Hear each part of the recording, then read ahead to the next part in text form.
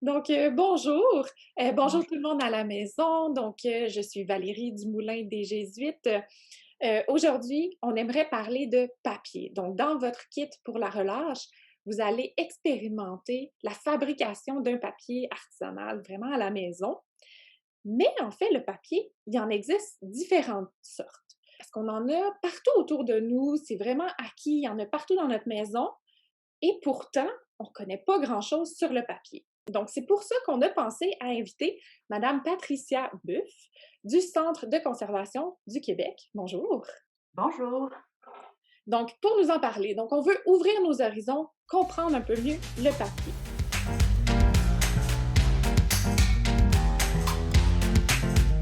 Bonjour. Oui, Bonjour. regardez mes cheveux.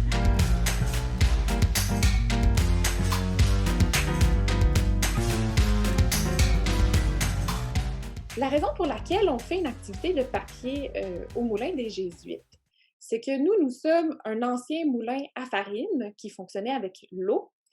Et en fait, les moulins à farine au Canada sont très liés à l'histoire du papier parce que la plupart du temps, les premiers sites de transformation de papier ont été installés à côté de moulins à farine au Canada. D'ailleurs, le premier moulin à papier au Québec a été fondé en 1805 à Saint-André d'Argenteuil, qui est dans les Laurentides. Donc, c'est pour ça que ça nous intéresse beaucoup comme question. Mais d'abord, Madame Patricia Buff, elle nous vient du Centre de conservation du Québec, donc j'ai envie de poser la question, qu'est-ce que c'est que le Centre de conservation? Qu'est-ce que vous faites là-bas? C'est quoi votre rôle à vous dans le centre?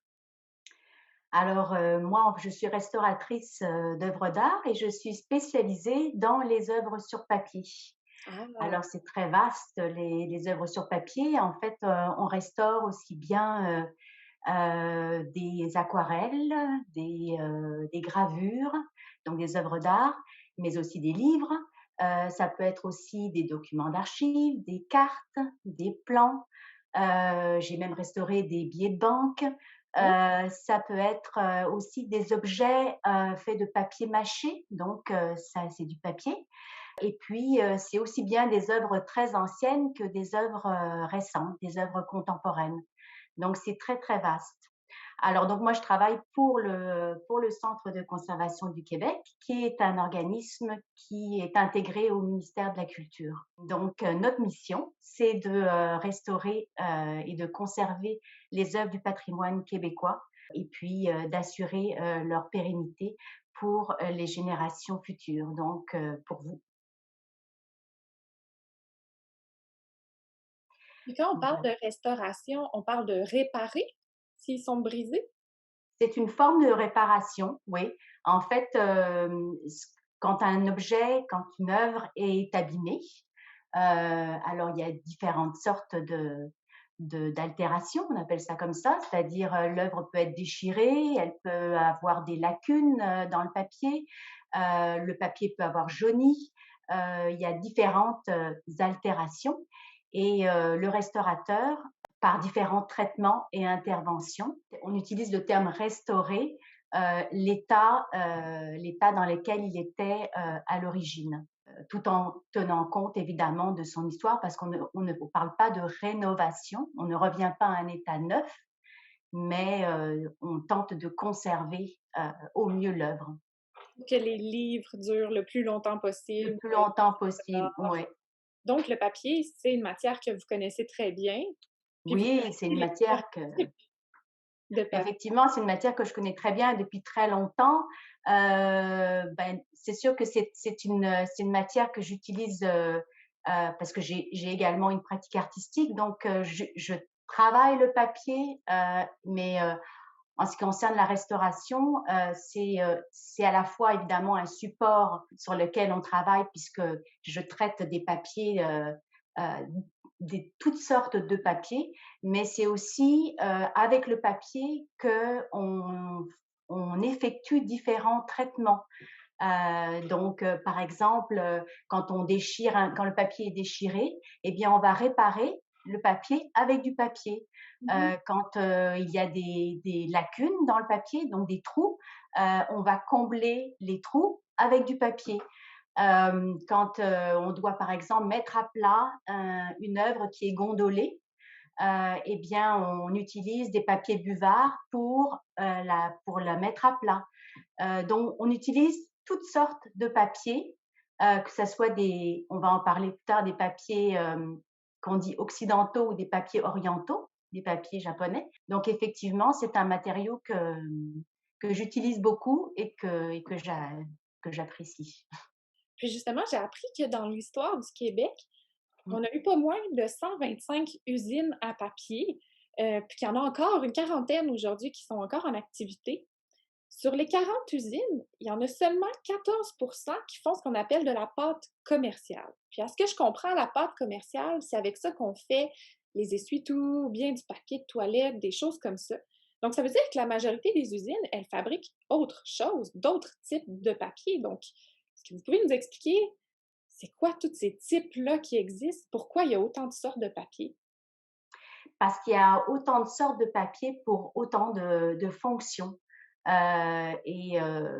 C'est sûr que c'est un monde très, très vaste et il y a disons une terminologie et des catégories. Alors, on va parler de papier pour, comme vous avez dit, c'est plutôt des pâtes à ce moment-là, pour fabriquer les essuie-tout ou le papier de toilette.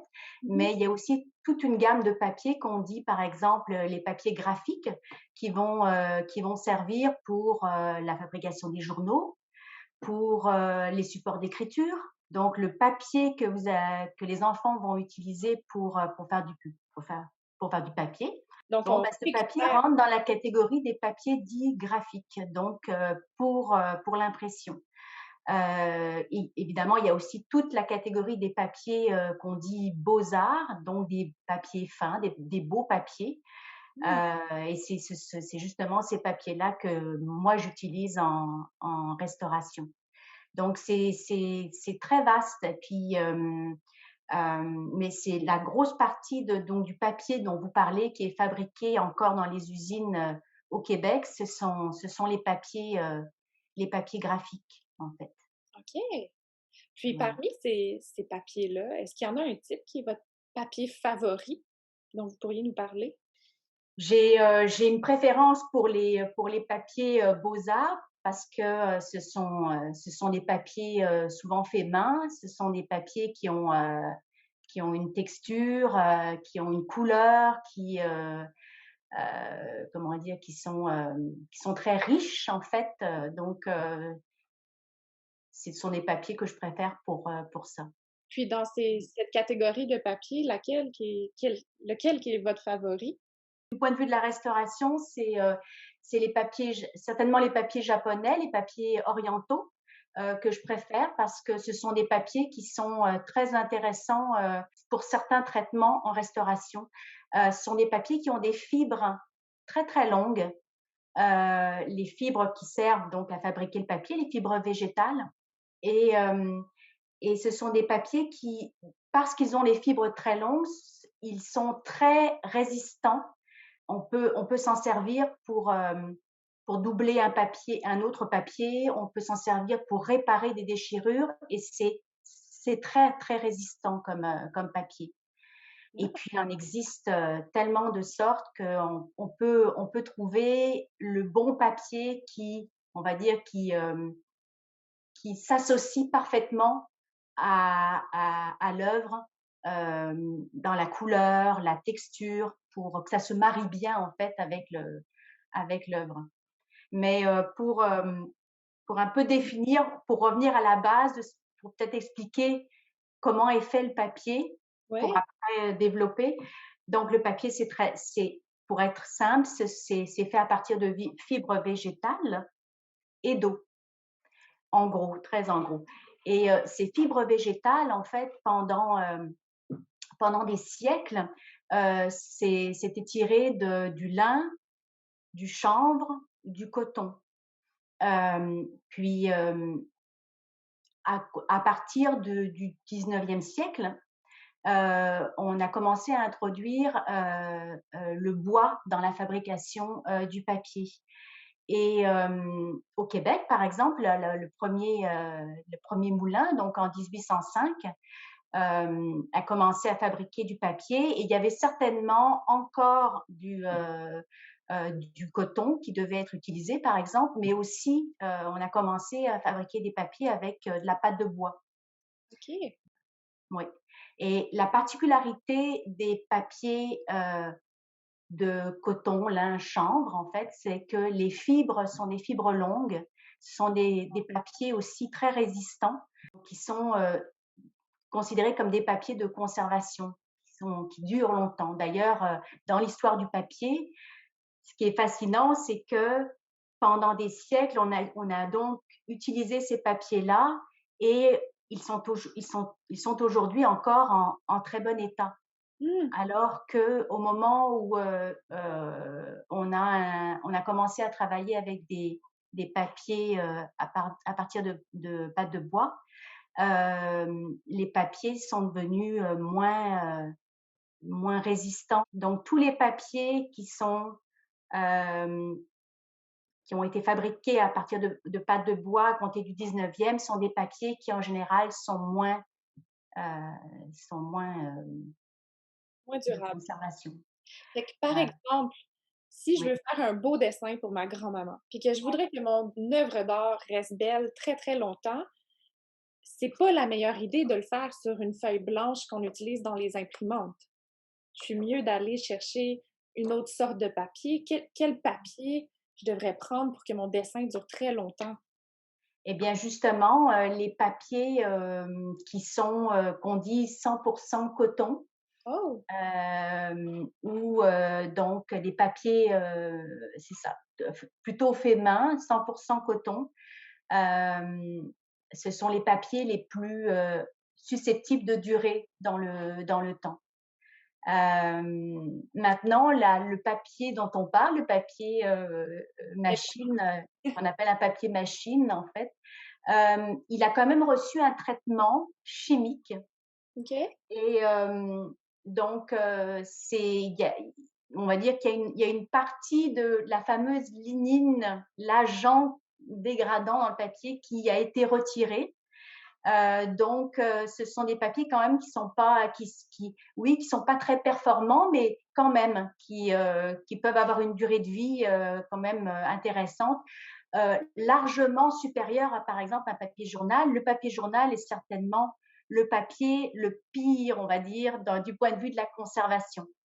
De toute façon, ce sont des papiers qui ne sont pas faits pour durer non plus, parce que quand on le fabrique pour un journal, normalement, c'est pas fait pour, donc il suffit d'installer une feuille de journal, au soleil pendant une semaine et vous verrez qu'au bout d'une semaine, le papier sera devenu tout jaune.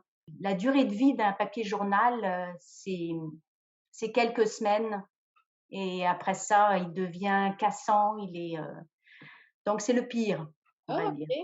C'est le pire, ouais, ouais.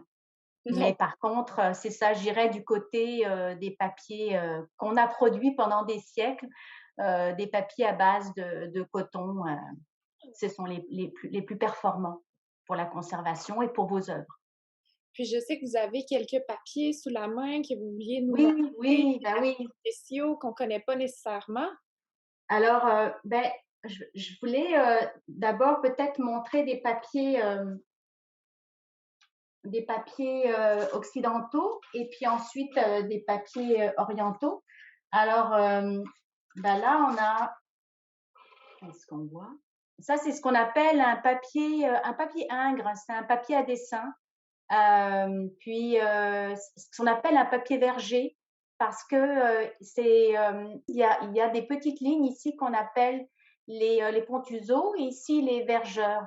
En fait, c'est typique de ce qu'on appelle les papiers à la forme. Donc vous allez, je pense, utiliser une forme pour fabriquer les papiers avec les enfants et donc pendant des siècles, on a fabriqué le papier avec, ces formes-là et c'est les marques en fait que laisse, la forme sur le papier que l'on voit là. C'est ça. Donc ça, c'est un exemple de papier qui est utilisé en beaux-arts et qu'on peut utiliser aussi en restauration. OK. ces petits ouais. Comme là, Heu, je pense qu'ils vont utiliser donc un tamis pour oui, mettre leur pâte et ce tamis va laisser une petite marque, puis ça fait de la texture, puis au final, c'est très intéressant de travailler si, avec ça, oui. pour faire des dessins, des œuvres. Si la forme est dite pour les papiers vergers, c'est-à-dire que la forme que vous allez employer, je pense que c'est une forme avec un tamis, comme un écran de soie, c'est ça? C'est voyons, du moustiquaire. D'accord, d'accord, OK. Alors là, on appellera ça un papier vélin. Ah! Ouais. OK. Les papiers vergers, en fait, la forme, c'est un cadre de bois, avec, une série de petits fils de métal qui sont tendus dans le sens horizontal qu'on nomme vergeur et puis, en perpendiculaire, vous avez, des petites baguettes avec un autre fil métallique qu'on appelle les pontuseaux. OK. Et donc, cette forme-là, elle a ces petits fils métalliques et c'est ce petit fil métallique qu'on retrouve en filigrane, donc en marque d'eau, qu'on appelle en marque d'eau, sur le papier.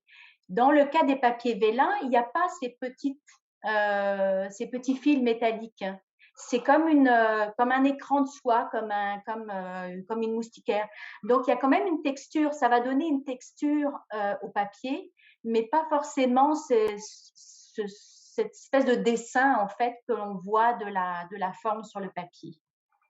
Donc on Donc pourrait appeler ça du papier vélin. vélin, ouais, OK. ouais, du papier vélin. Donc, c'est ça. Il y a des papiers, ben, les fameux papiers buvards. Ça, c'est très utilisé en restauration, j'en ai parlé. C'est un papier plus épais qui se rapproche de la carte, qui est très absorbant, en fait, très, très absorbant. On met, une goutte, d'encre, de Chine, par exemple, dessus, puis ça se diffuse, ça rentre dans le papier.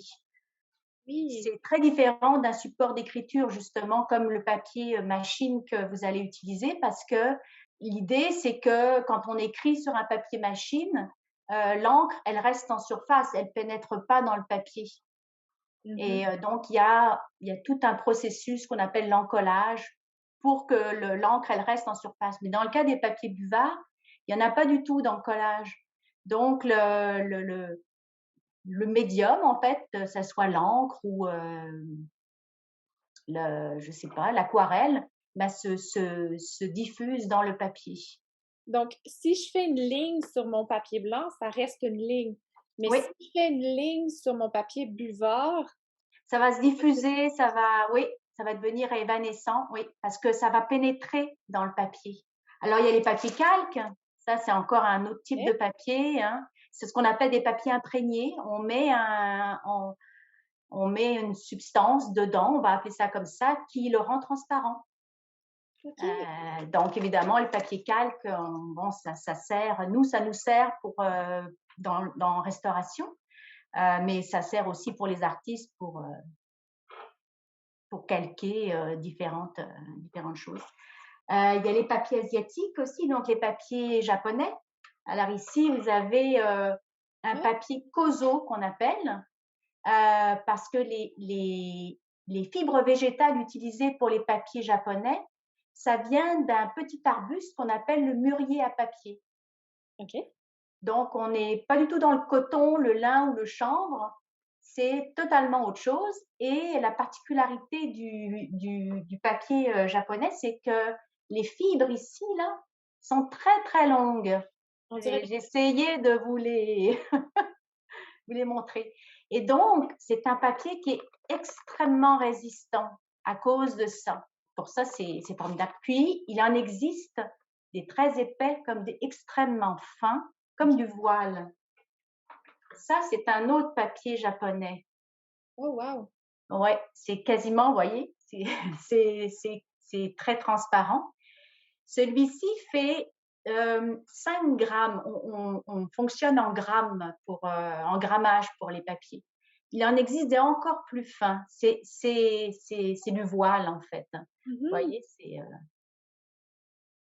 et ça, c'est des papiers qu'on utilise aussi en restauration quand on veut, par exemple, réparer un document avec une déchirure, mais il y a un texte dessus.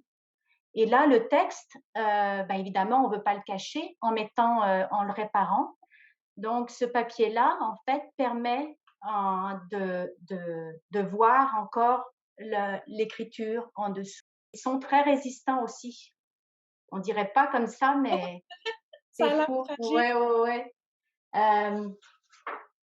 Ça, c'en est encore un plus fin que j'ai collé sur une feuille de plastique. Il est encore plus fin. Ça, c'est le plus fin qui puisse exister, en fait. OK.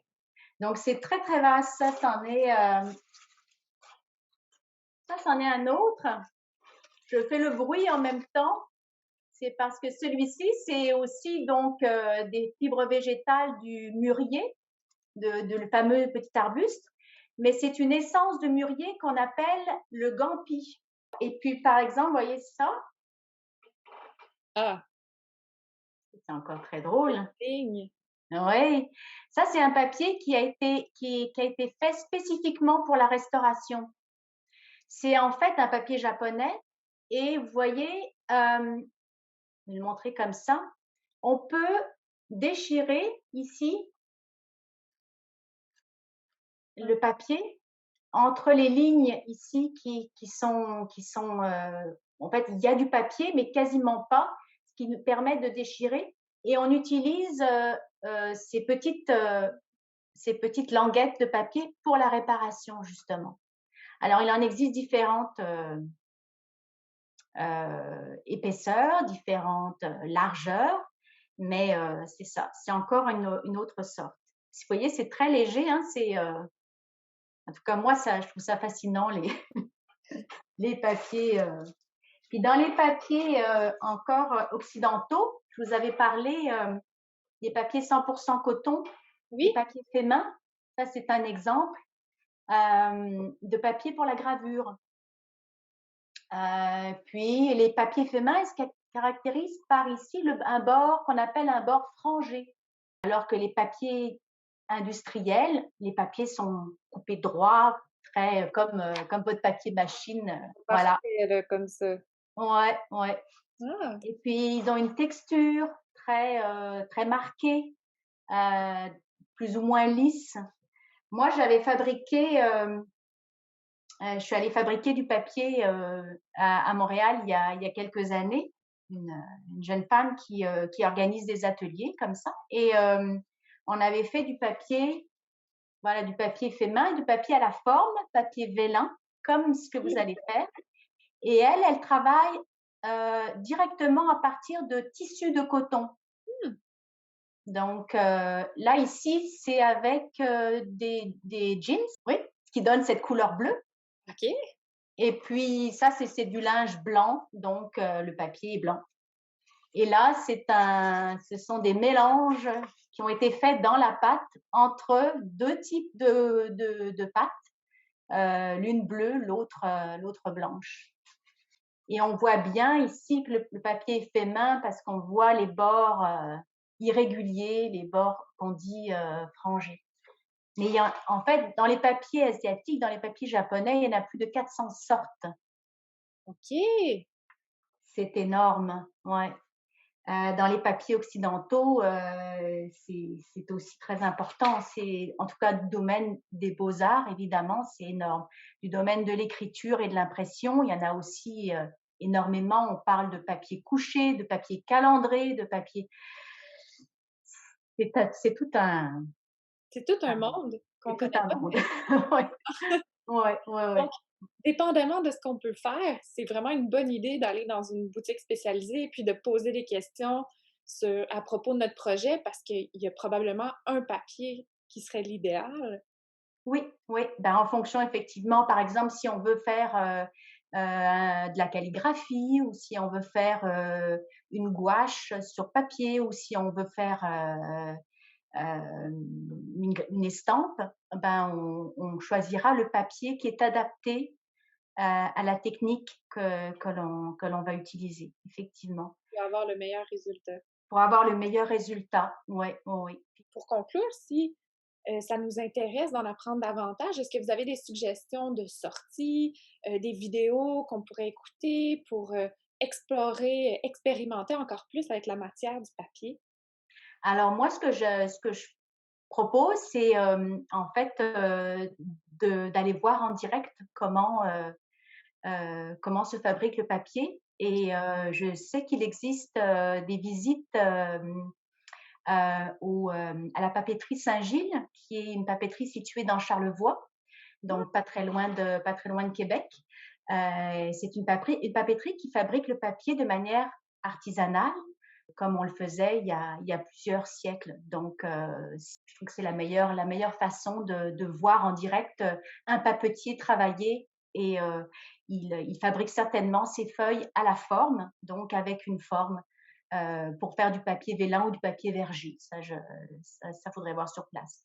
Sinon, il y a la papeterie Saint-Armand aussi, qui est une papeterie traditionnelle, qui fait pas juste du papier beaux-arts, qui fait du papier pour l'écriture aussi et OK. pour l'impression.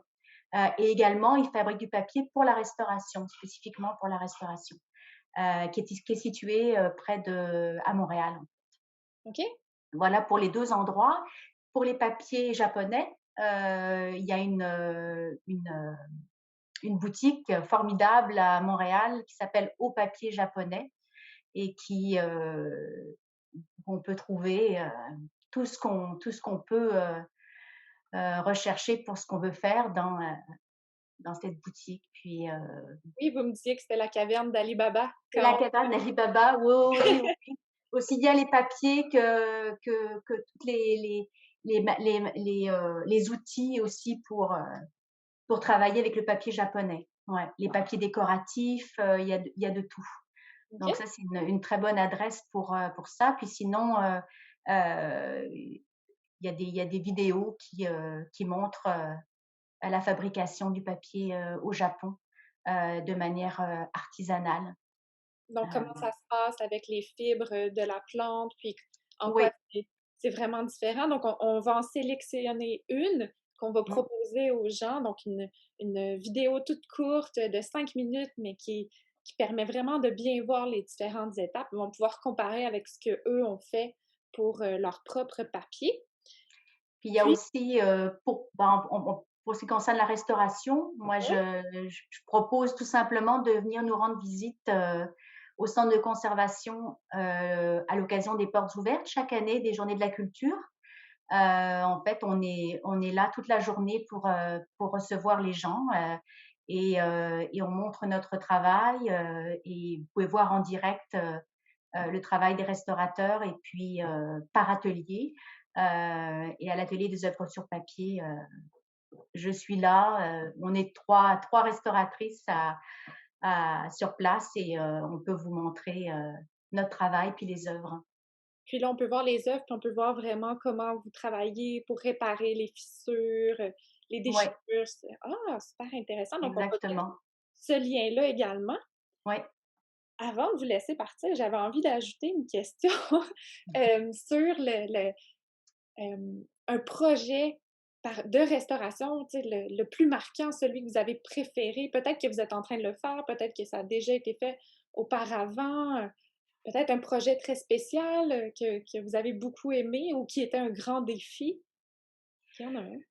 C'est une grosse question parce que, ça fait 15 ans que je fais ce métier, puis, j'en ai vu passer des œuvres, j'en Mmh. ai restauré, beaucoup.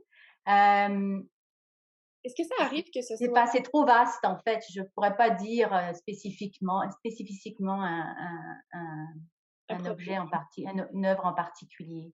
Est-ce Ouais. que ça arrive que ce soit, émotif? Tu sais, qu'on ait, par exemple, un document qui est très important ou bien une lettre d'amour entre quelqu'un, puis est-ce que ça Mmh. arrive ça aussi, tu sais, qu'on Oui, manipule un objet, qu'on se dise: «Oh là là», tu sais, il y a une émotivité derrière ça, une sensibilité? ouais, ouais, ouais.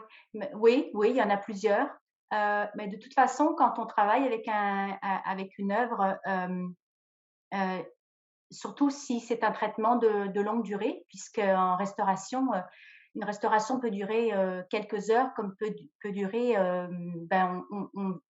on vient de terminer en fait, le traitement d'un manuscrit liturgique du XVIIIe siècle et ça a pris 1 400 heures. Donc dans ces cas-là, on développe une forme d'intimité avec l'objet parce que, on travaille avec depuis longtemps et puis, dans le cas de cet objet-là, justement, de ce livre-là, i il y a c'est pas juste le support, c'est aussi évidemment ce qui est écrit dedans, puisque ce sont des chants liturgiques, mais aussi il y a des commentaires, Mmh. il y avait des réparations, des petits morceaux de papier qui cachaient des zones d'écriture. Donc quand on restaure, des fois on découvre, on soulève des choses, puis on voit des informations qui se révèlent à nous.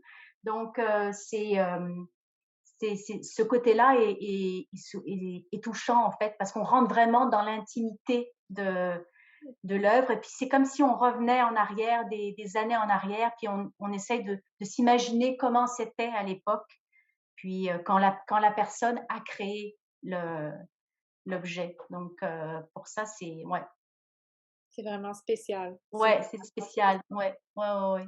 ah ben, je suis contente d'avoir posé la question. Donc, ben, merci beaucoup, Madame Buff. Donc, j'invite tout le monde à aller voir les liens qu'on va vous mettre, d'aller visiter le Centre de conservation du Québec.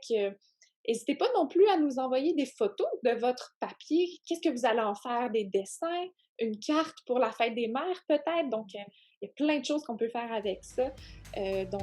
Voilà. Merci beaucoup pour tout le monde à la maison. Puis, merci beaucoup, Madame Buff. Merci à vous.